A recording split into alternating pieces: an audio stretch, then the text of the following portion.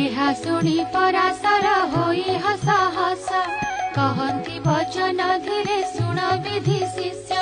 हे धन माणिका गुरुवार जे अटाई लक्ष्मी देवी कर पूजाए व्रते घटाई